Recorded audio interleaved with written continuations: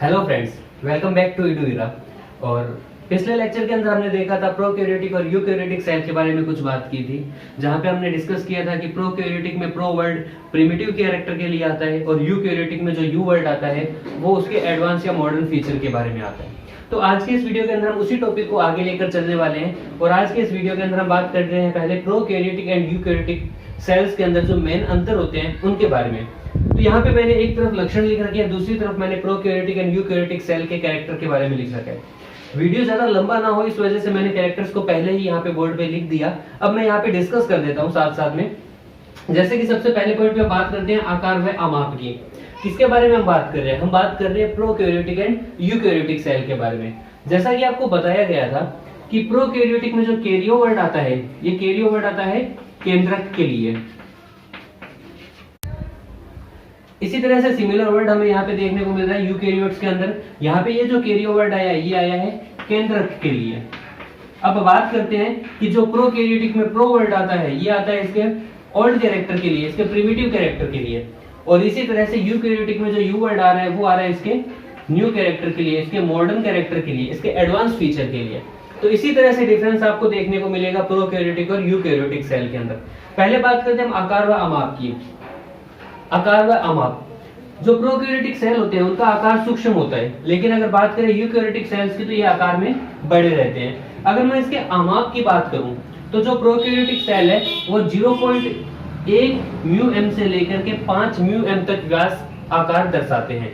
दूसरी तरफ अगर यूकैरियोटिक सेल की बात की जाए जो कि आकार में काफी बड़े होते हैं, इनका व्यास 5 से 20 μm तक का होता है। कल आपके वीडियो के अंदर बताया गया था जो म्यू है, इस म्यू के जो मेजरमेंट यूनिट होती है वो होती है 10⁻⁶ मीटर। ओके, अब आगे चलते हैं। सेकंड पॉइंट में बात करते हैं हम सेल वॉल के बारे में। सेल वॉल, जो प्रोकैरियोटिक सेल्स होती है उसकी सेल वॉल बनी होती है म्यूकोपेप्टाइड की। म्यूकोपेप्टाइड की बनी हुई सेल वॉल प्रोकैरियोटिक सेल, जिसका जो मेन कंपोनेंट होता है वो होता है म्यूरिन व पेप्टिडोग्लाइकोन। म्यूरिन व पेप्टिडोग्लाइकोन इन प्रोकैरियोटिक सेल वॉल का मेन कंपोनेंट रहता है। वहीं अगर बात करें हम यूकैरियोटिक सेल की तो आपको ध्यान में रखना है कि जो प्लांट सेल होती है, इन प्लांट सेल के अंदर जो सेल वॉल होती है वो बनी रहती है सेल्यूलोज की। लेकिन अगर हम बात करें एनिमल सेल, जंतु कोशिका की, तो जंतु कोशिका के अंदर जो कोशिका कला होती है उसका अभाव पाया जाता है। एनिमल सेल के अंदर सेल वॉल एब्सेंट रहती है, जबकि प्लांट सेल के अंदर जो सेल वॉल होती है वो सेल्यूलोज की बनी हुई पाई जाती है। आगे बात करते हैं हम सेल मेम्ब्रेन की। जो सेल मेम्ब्रेन होती है ये बनी रहती है फॉस्फोलिपिड्स की।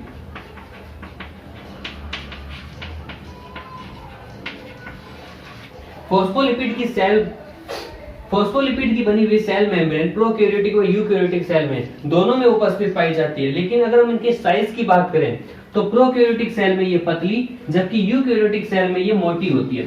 तुलनात्मक रूप से सेल के ऊपर डिपेंड करता है, तुलनात्मक रूप से ये मोटी पतली पाई जाती है।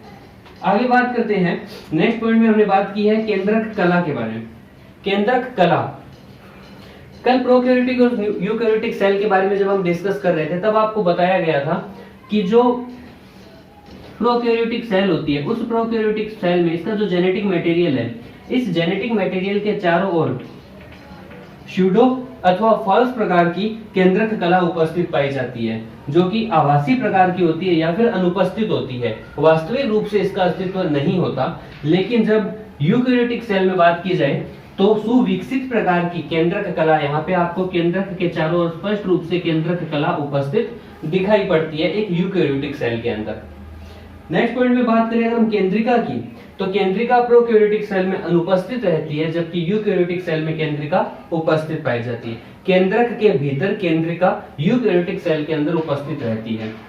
आगे बात करें आनुवंशिक घटक के रूप में, तो जो प्रोकैरियोटिक सेल है, क्योंकि इस प्रोकैरियोटिक सेल में यहाँ पे केंद्रक कला का अभाव पाया जा रहा है, यहाँ पे सुविकसित रूप से केंद्रक कला उपस्थित नहीं है, इस वजह से हम कह सकते हैं कि ये इसका जो जेनेटिक मटेरियल है, ये जेनेटिक मटेरियल इस कोशिका द्रव्य के अंदर जो इसका साइटोप्लाज्म है, इस साइटोप्लाज्म के अंदर बिखरे हुए रूप में उपस्थित पाया जाता है।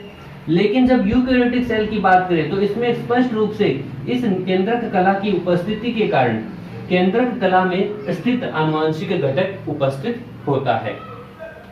अगर बात की जाए गुणिता की, तो जो प्रोकैरियोटिक सेल होते हैं वो लगभग अगुणित प्रकार के होते हैं, इनमें अगुणित अवस्था देखने को मिलती है। लेकिन अगर हम बात करें यूकैरियोटिक सेल की, तो यूकैरियोटिक सेल में गुणिता द्विगुणित अवस्था के अंदर देखने को मिलती है। नेक्स्ट पॉइंट में हम बात कर रहे हैं यहाँ पे जनन की, रिप्रोडक्शन की। तो प्रोकैरियोटिक सेल के अंदर असूत्री विभाजन पाया जाता है। जैसे अगर ये एक पैराइटल सेल है जो कि अगुणित प्रकार का है, तो इसी के विभाजन के द्वारा, असूत्री विभाजन के द्वारा अगुणित रचना का निर्माण होगा जो कि संतति कहलाएगी।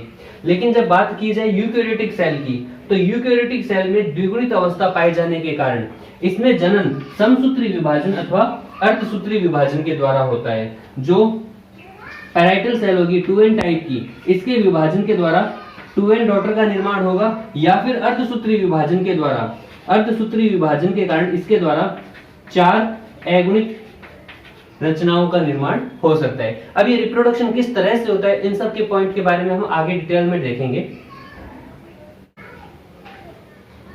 अब अगले पॉइंट में बात करते हैं कुछ कोशिकांगों के बारे में।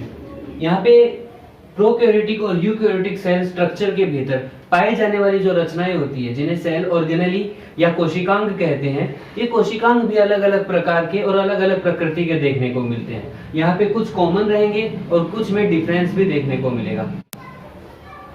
तो बात करते हैं सबसे पहले माइटोकॉन्ड्रिया की। माइटोकॉन्ड्रिया जो कि प्रोकैरियोटिक सेल में अनुपस्थित रहता है, जबकि यूकैरियोटिक सेल के अंदर ये उपस्थित पाया जाता है। और यूकैरियोटिक सेल में उपस्थित रहकर ये यहाँ पर श्वसन का कार्य करते हैं, श्वसन के कार्य में सहायता करते हैं। सेकंड पॉइंट पे बात करते हैं हम क्लोरोप्लास्ट के बारे में। प्रोकैरियोटिक सेल में क्लोरोप्लास्ट भी अनुपस्थित रहता है, लेकिन यूकैरियोटिक सेल में ये उपस्थित पाया जाता है। और यूकैरियोटिक कोशिकाओं में जो मुख्यतः पादप कोशिकाएं होती है, उन पादप कोशिकाओं में उपस्थित रहकर ये यहाँ पर प्रकाश संश्लेषण का कार्य करता है। मुख्य रूप से प्रकाश संश्लेषण का कार्य किया जाता है। यहाँ पे आप क्लोरोप्लास्ट, जिसे हरित लवक कहते हैं या फिर प्लास्टिड लवक भी कह सकते हैं। आगे बात करते हैं एंडोप्लाज्मिक रेटिकुलम की, अंतःप्रद्रवी जालिका के बारे में।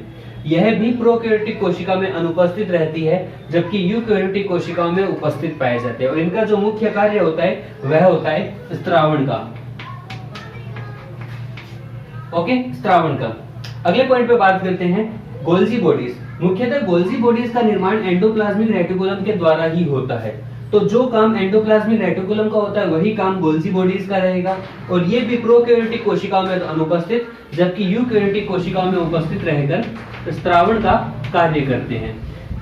ओके, आगे चलते हैं। नेक्स्ट पॉइंट में हम बात कर रहे हैं लाइसोसोम के बारे में। लाइसोसोम प्रोकैरियोटिक कोशिका में अनुपस्थित, जबकि यूकैरियोटिक कोशिका में उपस्थित पाई जाती है। और इन लाइसोसोम के द्वारा यूकैरियोटिक सेल में उपस्थित रहकर पाचन का, डाइजेशन का कार्य किया जाता है।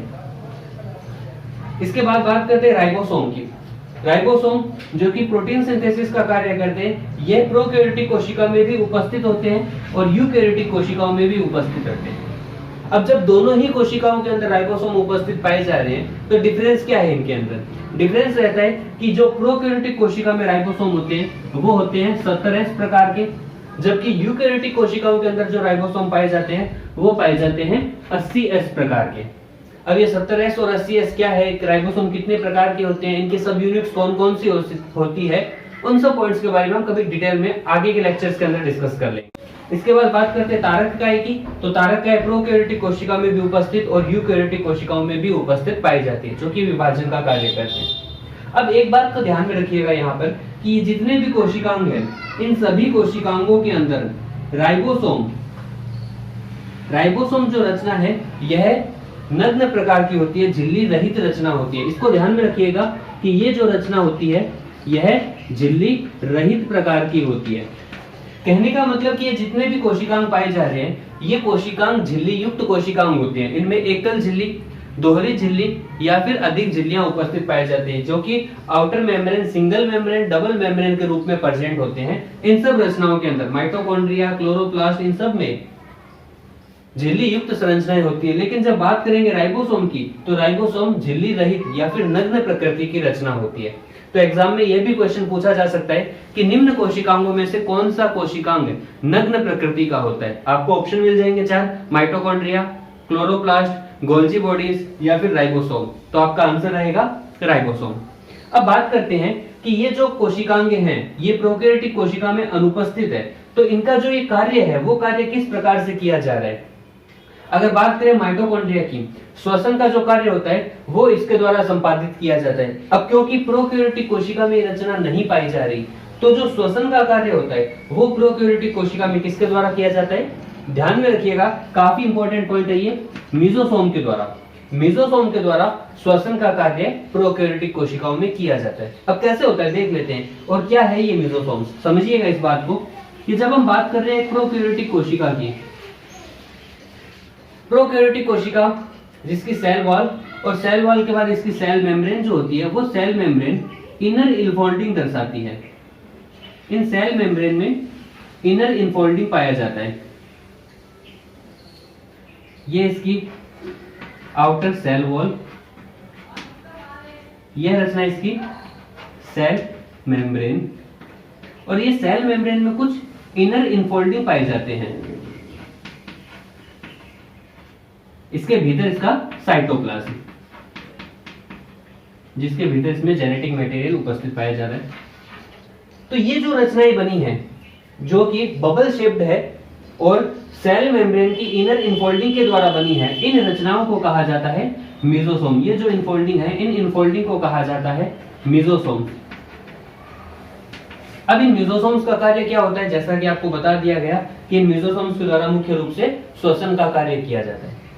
अब क्वेश्चन ये निकल के आता है कि मेसोसोम्स किन में पाई जाती है, तो केवल और केवल प्रोकैरियोटिक कोशिकाओं में पाई जाती है।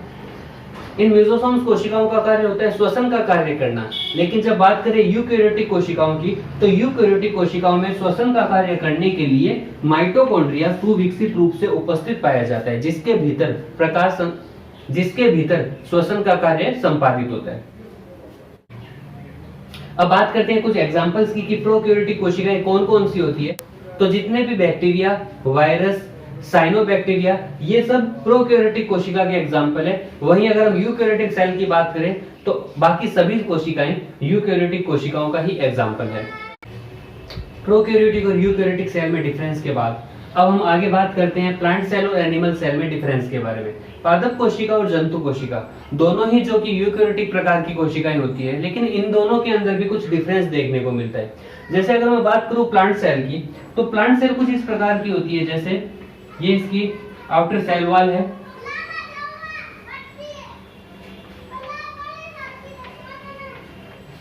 और इस सेल वॉल के नीचे इसकी सेल मेम्ब्रेन उपस्थित पाई जा रही है,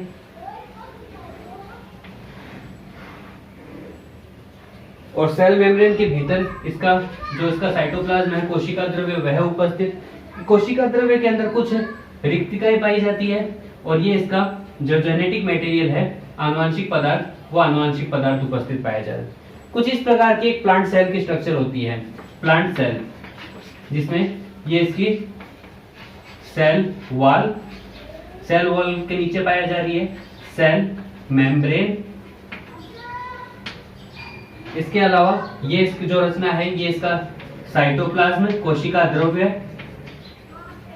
साइटोप्लाज्म में ये पाई जाने वाली केंद्रीय रिक्तिकाएं, वैक्यूल्स, और ये इसका जेनेटिक मटेरियल, केंद्रक, न्यूक्लियस। कुछ इस तरह की संरचना एक पादप कोशिका के अंदर हमें देखने को मिलती है। लेकिन अगर मैं बात करूं एक एनिमल सेल की, तो एक एनिमल सेल के अंदर, क्योंकि आपको पता है, अभी बताया गया था कि एनिमल सेल के अंदर कोशिका कला का अभाव पाया जा रहा है, तो सीधे ही इसमें सेल मेम्ब्रेन उपस्थित पाई जाती है, और सेल मेम्ब्रेन के अंदर जो साइटोप्लाज्म है, उस साइटोप्लाज्म के अंदर ये इसका आनुवांशिक पदार्थ केंद्र पाया जा रहा है, और इसके साथ साथ अन्य कुछ कोशिकांग और कुछ रिक्तिकाएं उपस्थित पाई जाती है। बाहरी रूप से हमें सेल मेम्ब्रेन देखने को मिलती है, और इस सेल मेम्ब्रेन के अंदर ये इसका साइटोप्लाज्म, कोशिका द्रव्य, और कोशिका द्रव्य के अंदर पाई जाने वाली रचना केंद्रक, न्यूक्लियस। इसके अलावा इसमें endoplasmic reticulum, Golgi bodies, ribosome, ये सभी रचनाएं भी उपस्थित पाई जाती हैं। अब जो मेजर डिफरेंस हमें एक प्लांट सेल और एनिमल सेल के अंदर देखने को मिलते हैं वो कुछ इस प्रकार से हैं, उसके बारे में हम डिस्कस करते हैं। सबसे पहले पॉइंट पे हम बात कर रहे हैं कोशिका कला की। कोशिका कला सेल वॉल, जो कि प्लांट सेल में उपस्थित रहती है, जैसा कि यहाँ पे देखने को मिल रहा है। आउटर लेयर के रूप में सेल वॉल उपस्थित पाई जा रही है, जिसके कारण ये प्लांट सेल एक फिक्स स्ट्रक्चर को बनाए रखती है, एक निश्चित कोशिकीय संगठन को बनाए रखती है, कोशिकीय संरचना को, शेप को बनाए रखती है। लेकिन एनिमल सेल के अंदर ये सेल वॉल अनुपस्थित होती है, जिसके कारण वो और ज्यादा ग्रोथ कर सकती है। फिर सेकंड पॉइंट में बात कर रहे हैं केंद्रीय रिक्तिका की। जैसा कि इस डायग्राम में हमने देखा कि यहाँ पे सुविकसित रूप से केंद्रीय रिक्तिकाएं उपस्थित पाई जा रही है। लेकिन अगर हम बात करें जंतु कोशिका की, तो इस जंतु कोशिका के अंदर ये अल्प विकसित रूप से कुछ छोटी छोटी रिक्तिकाओं के रूप में उपस्थित पाए जाते हैं। नेक्स्ट पॉइंट में बात करें प्लास्टिड लवक के बारे में, तो पादप कोशिकाओं में लवक उपस्थित पाए जाते हैं, जो कि हरित लवक के रूप में, ल्यूकोप्लास्ट के रूप में, क्लोरोप्लास्ट के रूप में बने रहते हैं, जिसके कारण प्लांट सेल और प्लांट सेल पार्ट्स को कलर प्राप्त होता है, उपस्थित रहते हैं लवक। लेकिन एनिमल सेल के अंदर प्लास्टिड अनुपस्थित पाए जाते हैं, क्योंकि एनिमल सेल में प्रकाश संश्लेषण की क्रिया नहीं होती, इस वजह से इन्हें हरित लवक की आवश्यकता नहीं होती। लेकिन पादप कोशिकाओं में लवक उपस्थित पाए जाते हैं, जिनकी सहायता से ये प्रकाश संश्लेषण का कार्य करते हैं। लेकिन यहाँ पे भी एक बात आपको ध्यान रखनी है, जैसे लोअर प्लांट क्लास की बात करें, अगर हम कवक की बात करें, तो कवक के अंदर लवक अनुपस्थित पाया जाता है, जो कि प्लांट सेल है। कवक एक पादप कोशिका है, लेकिन इसके अंदर लवक अनुपस्थित पाए जाते हैं। इस कारण से ये ऑटोट्रॉप्स ना होकर के हेटेरोट्रॉप्स नेचर की होती है, स्वयं पोषी प्रकृति की ना होकर के विषम पोषी प्रकृति दर्शाई जाती है इन कवकों के द्वारा। तो ये एक डिफरेंस है, यहाँ पे अपवाद है, इसको ध्यान में रखिएगा कि कवक के अंदर प्लांट सेल अनुपस्थित रहती है, बाकी सभी पादप कोशिकाओं के अंदर लवक उपस्थित पाया जाता है। अगले पॉइंट पे हम बात कर रहे हैं माइटोकॉन्ड्रिया के बारे में। माइटोकॉन्ड्रिया जो कि कोशिका की रसोई कहलाती है, एनर्जी हाउस कहलाती है, जहाँ पे श्वसन के द्वारा एनर्जी को प्रोड्यूस किया जाता है। जो पादप कोशिका है उसके अंदर ये मुख्य रूप से गोलाकार या अंडाकार, राउंड शेप की अथवा ओव्यूल शेप की पाई जाती है। लेकिन एनिमल सेल के अंदर ये माइटोकॉन्ड्रिया नलिकाकार, ट्यूबुलर शेप के अंदर देखने को मिलती है। आगे बात करेंगे लाइसोसोम की, तो पादप कोशिकाओं में लाइसोसोम अल्प संख्या में पाए जाते हैं, लेकिन एक जंतु कोशिका के अंदर लाइसोसोम अधिक संख्या में, अधिक मात्रा में देखने को मिलते हैं। अगर रिजर्व फूड की बात करें, तो जो पादप कोशिकाओं में प्रकाश संश्लेषण के द्वारा संचित खाद्य का निर्माण किया जाता है, वह होता है स्टार्च। स्टार्च को संचित खाद्य के रूप में पादप कोशिकाओं में स्टोर करके रखा जाता है। वहीं अगर हम एनिमल सेल की बात, तो एनिमल सेल में जो रिजर्व फूड के रूप में स्टोर करके रखा जाता है वो होता है ग्लाइकोजन। ग्लाइकोजन के अलावा तेल की बूंदें, ऑयल ड्रॉपलेट्स को भी स्टोर करके रखा जाता है। ऑयल ड्रॉपलेट्स तथा ग्लाइकोजन, इन दोनों को एनिमल सेल के अंदर रिजर्व फूड के रूप में संचित करके रखा जाता है। तारककाय पादप कोशिका में अनुपस्थित, जबकि जंतु कोशिका में उपस्थित होती है।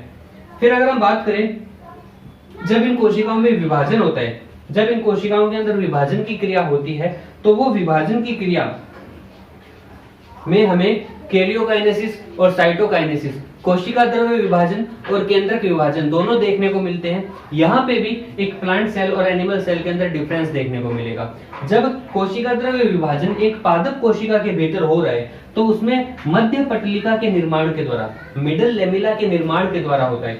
मध्य पटलिका जो कि दो निकटवर्ती कोशिकाओं को आपस में अटैच करके रखने वाली एक रचना होती है, इसके बारे में हम आगे वीडियो के अंदर डिस्कस करेंगे। यहाँ पे आपको ये ध्यान में रखना है कि एक प्लांट सेल के अंदर जो कोशिका द्रव्य विभाजन होता है वो मध्य पटलिका के द्वारा होता है, और इस मध्य पटलिका का निर्माण केंद्रक से परिधि की ओर होता है। केंद्रक से परिधि की ओर होता है प्लांट सेल के अंदर मध्य पटलिका का निर्माण। लेकिन जब हम बात करेंगे एनिमल सेल में, तो एनिमल सेल में ये मध्य पटलिका के नहीं बल्कि खांच विधि के द्वारा कोशिका द्रव्य का विभाजन होता है। और जो कोशिका द्रव्य विभाजन खांच विधि से होती है वो परिधि से केंद्र की ओर होती है। परिधि से केंद्र की ओर होती है खांच विधि के द्वारा जब कोशिका द्रव्य का विभाजन होता है। अब अगले पॉइंट में हम बात कर रहे हैं तर्कु तंतु निर्माण। तो यहाँ पे पादप कोशिका में तर्कु तंतुओं का निर्माण एनेस्ट्रोल प्रकार से होता है, जबकि एनिमल सेल में तर्कु तंतुओं का निर्माण एम्फीएस्ट्रॉल विधि के द्वारा होता है। अब ये एम्फीएस्ट्रॉल व एनेस्ट्रॉल विधि क्या है, इसको भी हम आगे वीडियो के अंदर डिस्कस करेंगे।